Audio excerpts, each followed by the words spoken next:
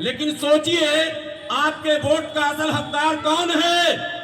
एक तरफ वो तमाम उम्मीदवार हैं जो अपनी अपनी पार्टी के टिकट और लीडरों के सहारे मैदान में हैं, दूसरी तरफ सिर्फ एक उम्मीदवार है जो आपके सहारे, आपके दम पर, आपके भरोसे पर इंतखाबी मैदान में, चुनाव मैदान में खड़ा है। ये वो उम्मीदवार है इसने कोरोना के दौर में, जब यही सरकारों की साजिश मिली भगत थी और कोरोना में तबलीगी जमात को मुजरिम करार देकर निजामुद्दीन मरकज को घेर लिया था, वहां के होटलों में बहुत सारे उलमा जो ठहरे हुए थे उन्होंने हमसे राब्ता कायम किया और पता चला कि होटल वाले कह रहे हैं फौरन खाली करो, बाहर पुलिस का पहरा है, तबलीगी जमात के लोगों को पकड़ा जा रहा है, वो निकले तो निकले कैसे। मैंने होटल मालिक को फोन किया, आप रुको मैं आ रहा हूं। मैं जमात के उन साथियों को, मैं तबलीगी जमात का नहीं हूं, न डीसी कपिल तबलीगी जमात के हैं, लेकिन मैं पहुंचा, मैंने जमात के उन साथियों को वहां से उठाया और एक जगह जाकर महफूज जगह पर रखा। यूट्यूब खोलो, मोबाइल सबके हाथ में है, झूठ बोलूं इसी मंच पर जूते से पीटना, मोबाइल निकालो। हाथ कंगन को आरसी क्या, पढ़े लिखे को फारसी क्या, वोट मांगने आया हो, शर्म होती तो वोट नहीं मांगते मुसलमानों से कम। मैं यूट्यूब खोलिए, ऑपरेशन वायरस, यूट्यूब पर ऑपरेशन वायरस अभी निकालिए। ऑपरेशन वायरस के नाम से जी न्यूज ने 72 घंटे तक मेरे खिलाफ न्यूज चलाया। कोरोना का मास्टरमाइंड गिरफ्तार, कोरोना फैलाने वाला, जमातियों को बचाने वाला हाफिज गुलाम सरवर गिरफ्तार। मैं कह रहा हूं अभी खोल लो, ऑपरेशन वायरस सिर्फ लिखो, अभी वो वीडियो आ जाएगा। मुझे गिरफ्तार किया गया, शाहीन बाग थाने में रखा गया, एक भी मोबाइल किसी नेता का नहीं था।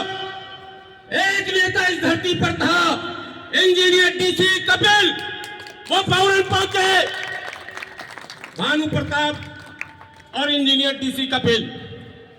मुसीबत में इंजीनियर डीसी कपिल और वोट लेने के लिए कांग्रेस से मैं आया हूं, आम आदमी से आया हूं, फलां जगह से आया। और क्यों आए हो, मुसीबत में क्यों नहीं आए?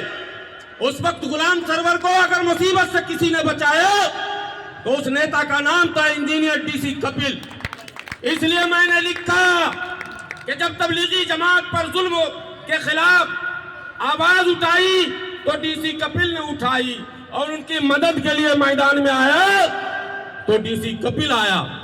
ये वो शख्स है जिसने सीए एनआरसी के समय, संगम बिहार वालों याद करो, देवली पहाड़ी 2 कदम पर है, पीछे ही है ना देवली पहाड़ी, उसी देवली पहाड़ी पर मर्द मुजाहिद, मर्द आहिन, जो लोहे जैसी फौलादी ताकत रखने वाला engineer DC Kapil CA NRC में सरकार की पॉलिसी के खिलाफ एक विशाल धरना किया था और अगले ही दिन ऐलान कर दिया कि हम ये मार्ग है, वो रोड जो चिराग दिल्ली को जाता है, हम उस रोड को जाम करेंगे। रात के 3 बजे बैठी हुई है कपिल साहब की धर्मपत्नी, जरा बच्चों से भी पूछ लिया करो किस पर क्या बीतता है। 3 बजे रात को दिल्ली पुलिस पूरे अमले के साथ आती है और जैसे किसी मुजरिम को घर से उठाया जाता है वैसे इंजीनियर डीसी कपिल को घर से उठा लिया। तो सीए एनआरसी में शाहीन बाग का मामला हो, इंजीनियर डीसी कपिल के सैकड़ों वीडियो पड़े हैं। मैं हवा में कोई बात नहीं कर रहा हूं।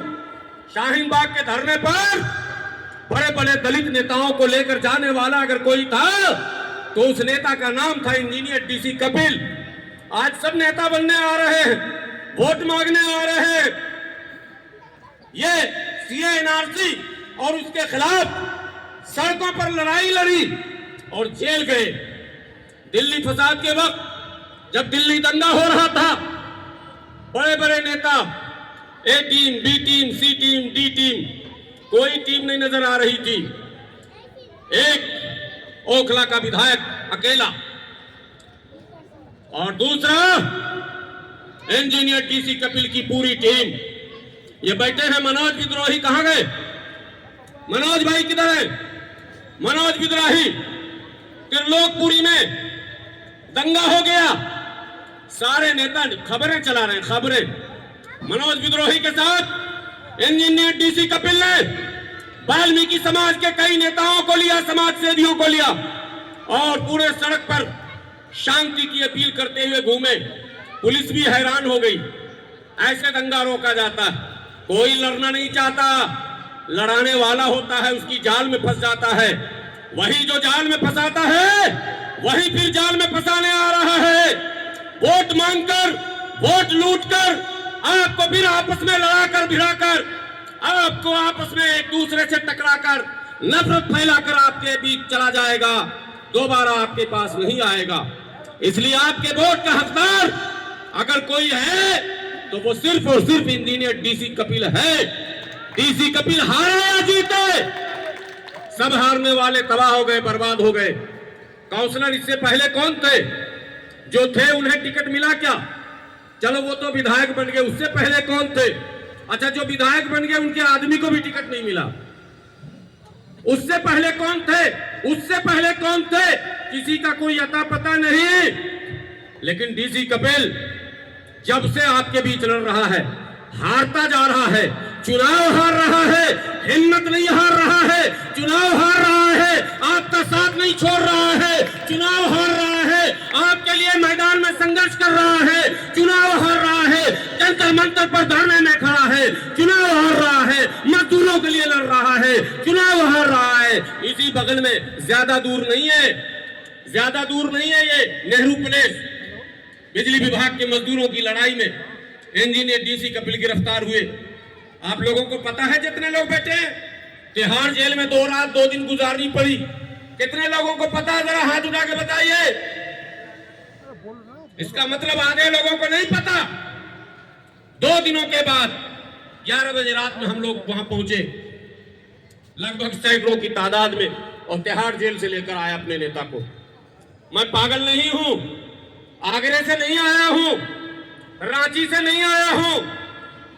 मैं जो पागलों की तरह घूमता रहता हूं इनके चुनाव में, मैं इनकी पार्टी में भी नहीं हूं, इनके दल में भी नहीं हूं, इनके संगठन में भी अगर कह दो नहीं हूं तो आज की तारीख में नहीं हूं।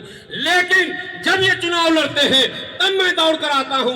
मैं सिर्फ इसलिए आता हूं कि किसी तरह एक बार ये बंदा अगर जीत जाएगा तो जो लोग लड़ाई लड़ रहे हैं इस तरह की, उनका भी हौसला बढ़ेगा। दिल्ली में वो लोग जो कोने कोने में लड़ रहे हैं, उनको ये संदेश जाएगा कि मेहनत बेकार नहीं जा सकती। मुझे यकीन है, मेरा रब कहता है, मेरा खुदा कहता है, इन्नल्लाह ला युज़ीउ अजरल मुहसिनीन। हम उसी लिए आ रहे हैं, हम और कोई काम के लिए नहीं आ रहे। हमें यकीन है, मुझे यकीन है कि पानी यहीं से निकलेगा, न किसी हमदम न किसी हमनशी से निकलेगा, हमारे पांव का कांटा हम ही से निकलेगा। ये याद रख लीजिए। इसी यकीन के साथ मैं यहाँ हूँ, इसीलिए मैं आ रहा हूँ।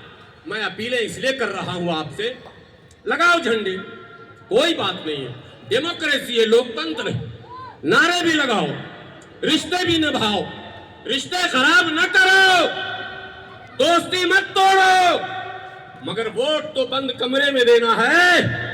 दिल की आवाज पर दो, दल की आवाज पर मत दो, दिल की आवाज पर वोट दो, दिल की आवाज पर। यही अपील, यही गुजारिश मैं करने आया हूं। मैं ज्यादा बोल गया।